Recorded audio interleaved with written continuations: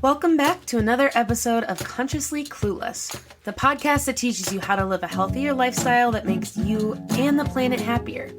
The world is changing quickly. Sometimes it feels like you can't keep up. I hear you. You want to make the world a better place, you care, but you don't know where to start.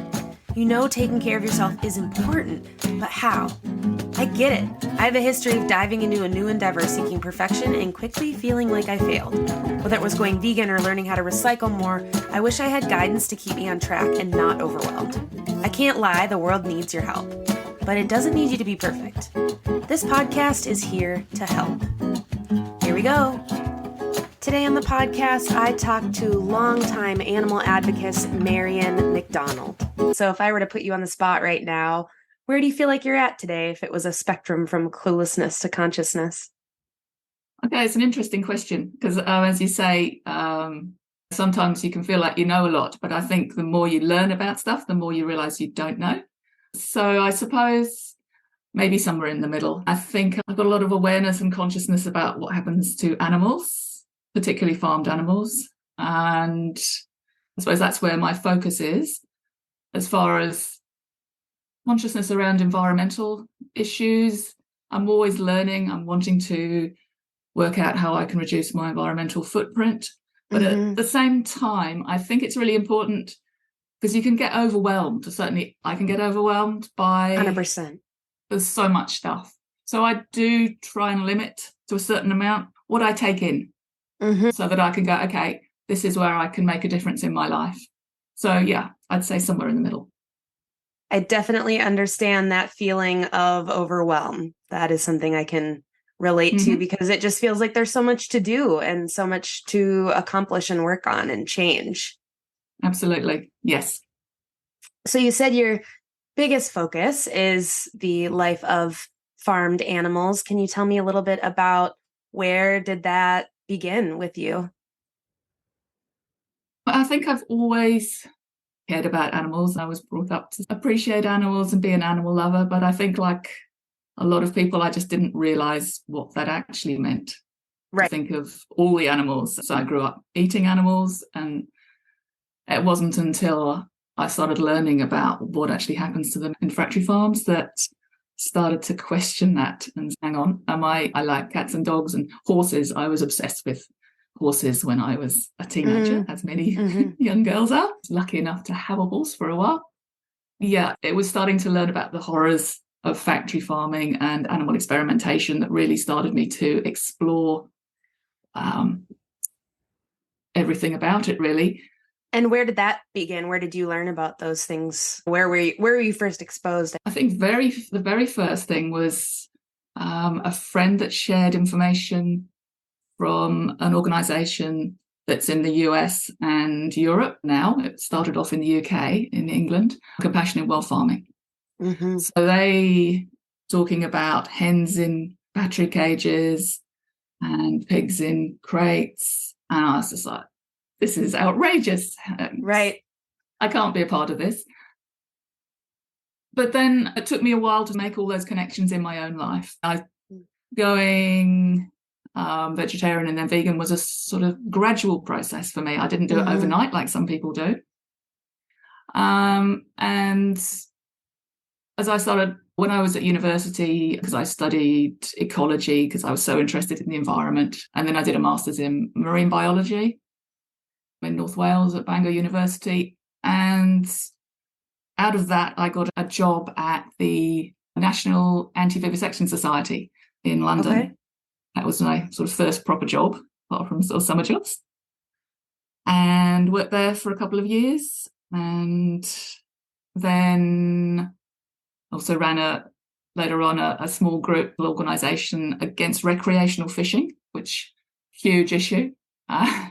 Yeah. And then I came over to New Zealand about 25 years ago now. And I was really lucky because my parents had grown up here.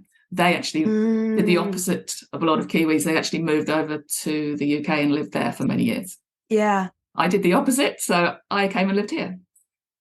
It's such an amazing place. It really is. Mm-hmm. And then I was lucky enough to be able to get a job working for an organisation called SAFE, which is the sort of biggest animal rights organisation in New Zealand. Yeah, that was I worked there for quite a few years in all different roles. But one of the things that led me to where I am now is that there's so many different issues just in the animal space.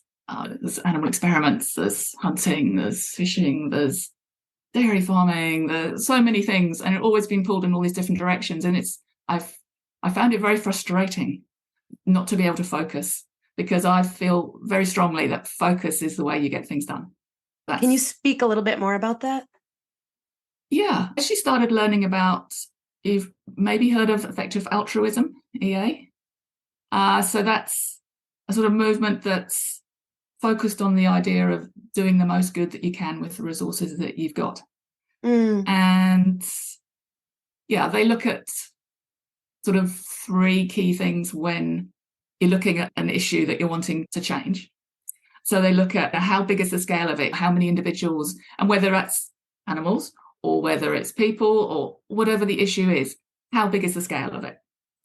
And so certainly with the issue that I focus on now, chickens bred for meat, the scale is huge compared to other animals. It's about 4 out of every 5 animals in New Zealand is a chicken bred for meat, and it's the same all over the world, that same proportion. Yeah, and their suffering is appalling, so it's huge in scale. And then a couple of other things with effective altruism is how neglected is it? Because that's how many organisations or individuals are working on changing it. And in terms of chickens in New Zealand, that's not really many. That's why it was somewhere to really be able to make a difference. And that idea of filling a gap. Absolutely, yes. Okay. Don't repeat what other people are doing, because there's loads of people doing really great work on vegan advocacy in New Zealand. Right. And working on other issues to do with animals. It was chickens bred for meat in terms of working with food businesses to make change. And then is there a solution that's really going to make a difference? So tractability, they call it. I've got all these terms in EA. And yeah, so that's why I started finding out about this, and it was like, okay, this really seemed to make sense to me. The idea of finding a niche where you can really make a difference, really focused so that you can create the change. And I was lucky enough to go through the charity entrepreneurship program. That was probably about 3 years ago now. And that's a program to teach people the skills to start their own charity. Oh, wow. And before that, I just wouldn't have considered the idea of starting up a new organisation. It's just huge. Seems really daunting. Absolutely. But they go through like all the sort of philosophical stuff around why to do things that way in terms of focus and the effective altruism thing, but also the practical stuff and what you need to do to start an organisation, how you hire people, all that stuff. Yeah. And it made it like, this is possible. Right. And that led me, I applied for some funding, and I was so lucky I got a grant from, it's called the Centre for Effective Altruism Animal Welfare Fund. And that allowed me to start Animals Aotearoa. And yeah, so that's where it all started. I love that it is, everyone bounces around in terms of figuring out what work makes them feel whole and what they want to be doing and contributing. But I do love that there seems to be a really strong thread for you that seems to have been there for a long time in terms of your passion. Yeah, absolutely. It was both animals and the environment to start with, but the more I learned about animals, the more I realized that there's a lot of people that are doing other stuff, and animals really need our voices. They need help because they can't do it for themselves. Yeah. Can you tell us a little bit about your organization then that you started, and what is that role? So yeah, the organization is focused on farmed animals, and particularly chickens bred for meat because, as I said, it's the largest numbers, generally the most severe suffering of what they go through. And what we do is we focus on working with food businesses to get them to sign up to higher welfare standards. So there's a set of standards that's called the Better Chicken Commitment. And that's, I haven't talked particularly about what the chickens go through, but it makes a really big difference for their lives. And yeah, the problem with chickens bred for meat, it's not hens that are used for egg production. So the cages, like battery cages or colony cages, it's really clear to people what's wrong with that. Hens in a cage, that's so unnatural. Right. And there's been lots of change around that. In New Zealand, most of the food businesses have signed commitments to get rid of all cages. So that's fantastic. And that is spreading around the world. There's a lot of commitments around the world. But we haven't got the same amount of change yet for chickens bred for meat. Interesting. And it's because it's a bit more complicated. I know when I first started learning about animal stuff, I just didn't realise what was involved in the chicken meat industry. Right. Yeah. Because the thing is, they're not in cages. So people can say, okay, they're just in a shed and that's all fine. But you look a little bit deeper and it doesn't take a lot to find this out once you start digging into it, is that the majority of the suffering of these birds is because they grow so unnaturally fast. Their legs won't even hold them. They're so big unnaturally. That's right. And most of them have got a life of chronic pain and lameness. So even the ones that are in free range, where they've got potential access to go outside the shed, because it hurts to walk, because there are like tens of thousands in each shed.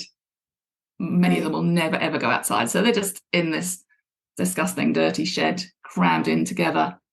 And it's just heartbreaking when you see the footage of what these birds go through. And that really motivates me to do the work I do, because some of them, as you say, their legs can collapse. Some of them, because they're so top heavy, they end up trapped on their back. They can't get to food or water. And it's millions. It's not just one or two that this happens to. Right. Yeah. And it's all because they've just been bred to grow faster than nature intended. So that's the key thing that needs to change, is the breed. Yeah. And that's the key thing of the Better Chicken Commitment. Do you feel like, since you have this experience in the animal rights field in some way, shape, or form throughout the last couple decades, do you feel like you are pleased with the progress that's been made? I know there's always, I wish it were the snap of the finger and everything was done, or maybe that's just me. But do you feel like you've seen good stuff, or you can be honest, or do you feel like, honestly, it's not enough? It's never enough, I think, is the answer. Yeah. But saying that, I think it's a really important thing for anybody working in this space, volunteering in this space, or just seeing what's happening in the world. It's so important for our mental and emotional health, as well as just being able to keep going, is to look at every little win, every victory as a step forward. And every time you have a conversation with somebody and explain something, or they say, oh, wow, I'd like to try what you're eating. This is something that I'm interested in. Everything, you can take that on board and realize it's part of a step forward towards creating the sort of world that we all want. You're so right in terms of what we focus on, because you can drive yourself into a pretty dark spiral real quick, focusing on all the things that still need to be done. And it's not to say that we ignore those things, obviously, but focusing on those small wins is also just a real, for me, way to stay connected to why I'm doing it in the first place, too, to see those little wins, because it can get quite frustrating. And I mean, I've known a lot of people over the years that it's just been too much, and they've just gone, oh, I've got to step back from this because it overwhelmed them. And that's an awful thing to go through. And I would have hoped that they could have found some way for themselves to be able to, even if it's taking a break, so that they can then come back to it with renewed energy.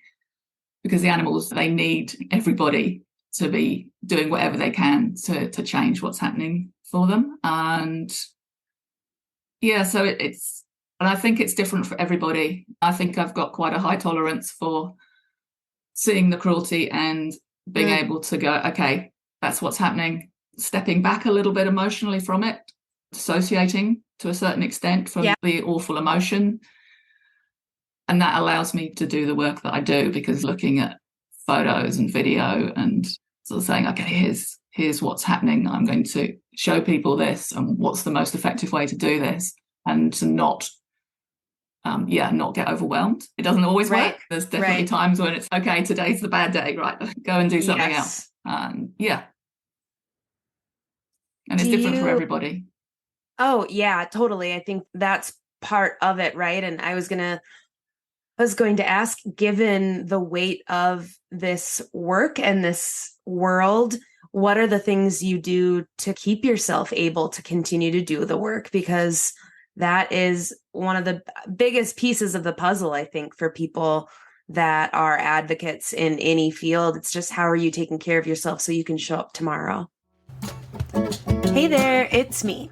If you're digging this conversation so far around conscious living in this episode, and you're feeling inspired to make change, that's literally why I'm here. If you want sustainable ways to be sustainable, you hear eco-friendly or green and wonder if you're doing it right. You want to make your diet more earth-friendly by going vegan. You want to live a more connected life, but you're not even sure what that means. No judgment. It is possible to feel excited about making changes, to make a difference in the world every single day with your choices, to go vegan and stay vegan without feeling like you're missing anything, or to learn how to make good choices for the planet without feeling stressed. I help folks who are ready to make changes in their life that support their health and the world around them through supportive coaching, practical education, and steps that make you enjoy the process. If that's you, email me at consciouslycarly@gmail.com and let's chat. Back to the episode. Yeah, great question. And I suppose on a sort of day-to-day level, partner and I have a lovely rescue dog. Take her for walks. She particularly loves it when we go mountain biking in the forest. So she just run everywhere, dash around, and she just goes completely nuts, and it's wonderful. And then she's tired at the end of the day. So that's great. And so mountain biking. I also love to dance. I used to do a lot of partner dancing called Zouk. It's originated from Brazil. I don't really do so much of that now. It's more going to dance parties and things. I'd love to dance. So I do as well. I understand. It feels like such a release. And I suppose in terms of keeping my sort of mental health around things is, as I said, was celebrating any small win. It could be getting a new volunteer. It's great. Somebody else is going to help us with our work. Right. Yeah. Also, we're part of an amazing coalition called the Open Wing Alliance, and that's got about I think up to 90 organizations all around the world, and our shared purpose is helping chickens. And my mum always used to say, are you going to a conference? What's this year about? And it's about chickens again. Yeah. It's about chickens. Still chickens. And a lot of the groups, they're still working more on the cage-free with the eggs, but then the countries where I've had more progress, we've moved on to chickens bred for meat. But we're all supporting each other. And that's part of it. Is almost every day there's another win from another organisation. So they persuaded a company to go cage-free in, I don't know, Peru or in Thailand. And it's just happening all over the world. And that is just, I love that. It just keeps me going. Even if we're having a bad day where something hasn't gone that, or a bad week, you can see that still progress is happening around the world. Yeah, it's really important to focus on. It is an uphill battle sometimes. I'm curious because I know I've heard this, and I've had other people who are vegan talk about this as well. Does anybody, or maybe what is your response if people ask, well, why do you care so much about animals? What about humans? Now, I'm saying that flippantly, but I'm curious if you've ever been approached with that question as an animal advocate. Yes, definitely, especially on social media. They are, what about all the children that are suffering and things. And it's like, yeah, absolutely. It's all really important. And I realized that sort of my highest value is to stop suffering. And that's not just animals, it's humans, because we're all other animals, and also the environment and what's happening. Before I got more back into working sort of full-time in animal advocacy, I also had a business. I trained as a neuromuscular massage therapist, also in hypnotherapy and NLP. So working with the body and the mind. And I worked with people generally that were in pain. So they had headaches, or they had occupational overuse, back pain, or they had emotional trauma. So there are amazing techniques in NLP, hypnotherapy for releasing trauma, helping people to get to where they want to be. Yeah. And as well as helping other people, that helped me as well. Getting an understanding that you can, because I think often when people become vegan initially, or they just start learning about what's happening to animals or humans, they get very angry, and they want to blame the people that are still involved in it in whatever way. And I certainly went through that stage many years ago, and I still have my moments. Me too. One of the things that I learned through understanding the mind more was to understand that you can separate a person from their behaviors. So somebody that works on a factory farm, I don't like what they're doing. But I know that apart from a few tiny exceptions of sociopaths, most people they have good intentions. They're doing it because they want to make money for their family, or they want to do well in their career, to be successful. Right. They have good intentions. They don't do it because they want to be evil. Right. And that sometimes helps me to go, okay, these are all people. We're all people, and we're all at different stages along the way. And in terms of our organisation, a lot of our supporters, they eat chickens. And we totally understand that those are people that, while they're still eating chickens, they want better lives for those birds. And so they're on the journey with us. Going back to, like you said, when you go vegan, and I certainly went through an angry vegan phase myself. It was not my cutest phase, I will admit. But I'm wondering what that process was like for you in terms of going plant-based. You said you did it gradually, which I did as well. What was that journey like with food? Yeah, so it was, as I say, yeah, it was gradual. It was, for me, it was, I had a boyfriend that he was mostly vegetarian, but his parents were actually vegetarian, and they were doing it for spiritual reasons. They were very into yoga and studying Buddhism. And so I started learning more and more about the food, but it wasn't a full transition to being vegetarian then. But when I went to North Wales to study for my master's degree, that's when I made a decision, I'm going to be fully vegetarian. And that got easier and easier the more I learned about it. And then I suppose it was another point where I then went to moved away from that, and I decided to go vegan. And that was like a point, I suppose it was 36 years ago now. It's quite a long time ago. And yeah, that was it, really. You've seen the landscape of vegan food options change quite drastically then. Definitely. In the last couple of decades. There was somebody out on the podcast a while back who went vegan, I think in 91 or 92 or something. And he was just saying, you have no idea the difference, or not that like rice and beans and vegetables, but just the snacks, the ice cream, the fun kind of options have, even just in the last few years, have really boomed. Yeah, absolutely. When I first was trying out vegan options, I don't know, I hadn't quite gone vegan then, I think, but I tried soy milk for the first time. And there was only this one variety, and it was disgusting. And I didn't try anything again like that for about a year, because I was just like, no, it was really nutty, but a really horrible taste. Yep. And then there was this one cheese again that was disgusting. And then one called She's came out that came from Scotland, and it was like the best thing ever. And it is still available. You can get it here, but now we're certainly not as lucky as other countries.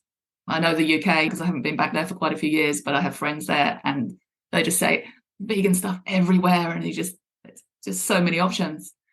Here we could still have some more options, but we have some amazing ones, and we even have New Zealand-based, plant-based companies that are producing cheese and a whole range of plant-based meats. And it's just every week you go, oh, here's another one somebody's posted on a group. Yeah, so it's so easy now. And I suppose the problem now is there's too many snacks, because I'm definitely not a health vegan. I know people have all sorts of reasons for being vegan, but health is definitely not my one.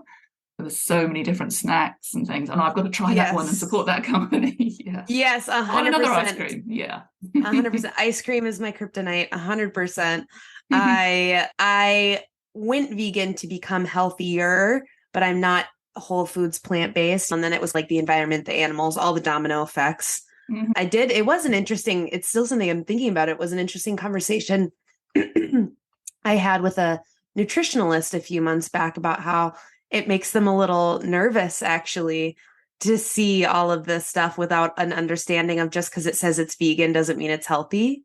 Yeah. Where people are seeing that, oh, it's on that label. That's still 60 grams of sugar.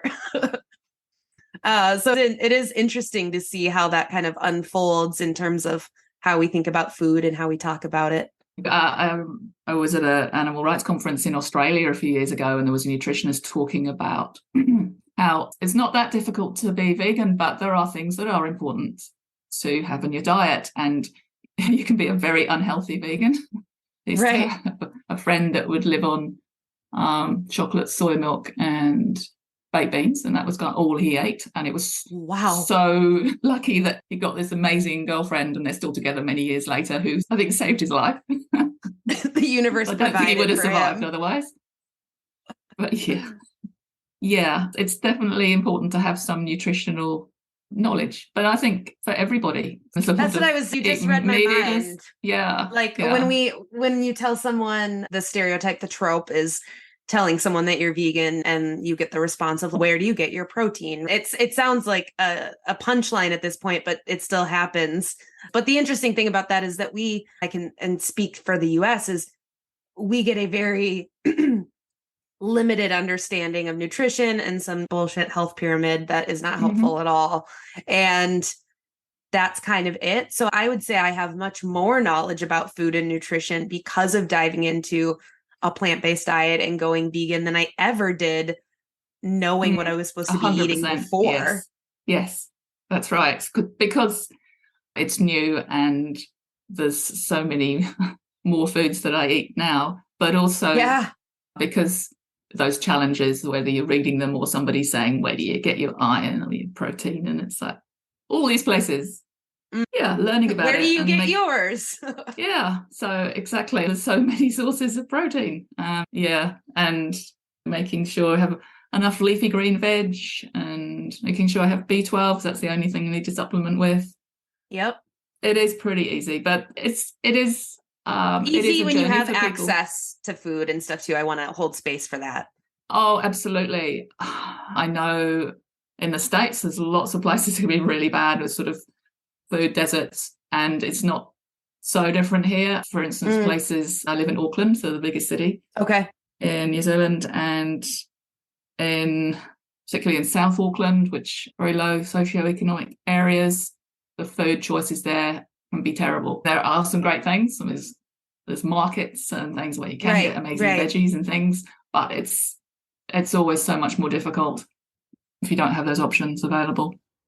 Yeah, it really is. I feel like there is a sense with you that there is an overview of ending suffering. Like, I think it's so interesting when you are in this profession where you are trying to help others. Like, that is pretty much the mission you have, is help and save and end suffering for others. And then you've also done this body massage work and this kind of healing work. And I don't think that's an accident. I think those are often things you find in people. Like, I'm a yoga instructor and I do Reiki healing, and I think when you look for these other ways of living, you also look for other ways of healing and moving your body. Has that been your experience? Yes, yes. I wouldn't say I look after myself as well as I could do. I know a lot more advice that I could actually take on myself. Isn't that true for all of us, though? Yeah, maybe. But I also think that the more people are living within their values, the easier their lives are in terms of they can be happier, because I see a lot of people pushing back at people wanting to help animals, or saying, encouraging people to a plant-based diet, a vegan diet, because of it really kicks off that cognitive dissonance in them, because I don't really know any people that hate animals. Everybody cares about animals to a certain extent. It's just whether they've made those connections. But I think unconsciously they often have made those connections, but they just don't want to go, okay, that means that I need to change what I eat or how I live my life. It's scary. So I think also getting an understanding of how people's minds work, it does frustrate me. I used to be the angry vegan, certainly, but now more understanding that the pushback, if people try and force people to make change, it doesn't work. People get more embedded in their ideas. So that sort of perfectionism, veganism that can be around, that it can put people off getting involved in the animal movement. And I think it can turn people off trying out plant-based food if they feel that they're being judged for not being perfect, which nobody's perfect. We're all living in a world based on animal exploitation, unfortunately. I could not agree more. I've had to leave a few Facebook vegan groups because it just wasn't open at all to this idea of letting people be on their own journey. I was like, this isn't conducive to any sort of change. Everyone's just yelling at each other. Yeah. Like any group, there is always people who disagree on how to share the message. But I think just the psychology of it all, we know that people listen better when they're not being yelled at or judged. Absolutely. Yeah. Find what people are doing well, or a common ground that you have. So listen as well as the other thing, rather than talking all the time. It's listen to where people are at and what does motivate them, and tap into how that might link into positive changes. Yeah, I love that. Is there anything that you want to share with listeners that I haven't given you space to do? Let me have a think. There's how people can help our organisation. So perfect. That would be good. Yes. So I had to think about this, and the work that we do, so much of what we do is about raising awareness, because people really still don't know that much about chickens bred for meat.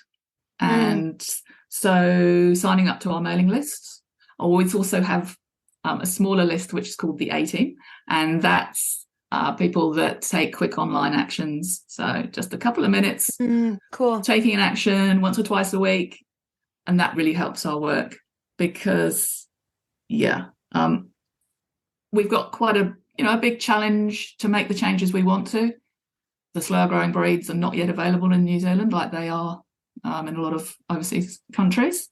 But there's already 4 food businesses that have signed up, 3 of them from our work, to the Best Chicken Commitment. And that's what we're continuing to work with food businesses, and also collaborating with other organisations, because collaboration is really important to us, working with all sorts of animal organisations and others, because we want to share what we can help with them, and then they help us as well. Following us on social channels, and if people can, they can donate to our work, because that's how we can keep going. And I suppose find out for yourself about what happens to chickens and tell other people about it, because that's how change happens. And there are solutions. If you're hearing this message, you've listened to the entire episode of Consciously Clueless, and for that, thank you so much. I hope you enjoyed this new episode, and if you did, please leave a review on Apple Podcasts, Spotify, or tag me and share in social media. Share this episode with others who may be interested in this topic. To get more resources, influence on topics covered, and bonus content, join the Consciously Clueless community over on Patreon at patreon.com/consciouslycarly. And don't forget, if you need help living more consciously, let's work together. Email me today. See you next Wednesday for a new episode. This podcast is supported by all the brands that I love and that I get to work with. Considering how much I talk about the fact that we should be buying less, if I'm promoting a brand, it means I use it myself and I love it. Sometimes the stars align and I score discount codes for the brands that I love. If you go to consciouslycarly.com/shop, you'll find discount codes for brands like Parade that sell sustainable underwear, Terraseed that is vegan vitamins, Joy selling sustainable plant-based milk alternatives, Plain products that chose a new way to provide the world with shampoo, conditioner, body wash, and more by using returnable, recyclable containers. There is so much on that page of all the brands that support this podcast and support the work I do. So don't forget to go to consciouslycarly.com/shop to check all of that out.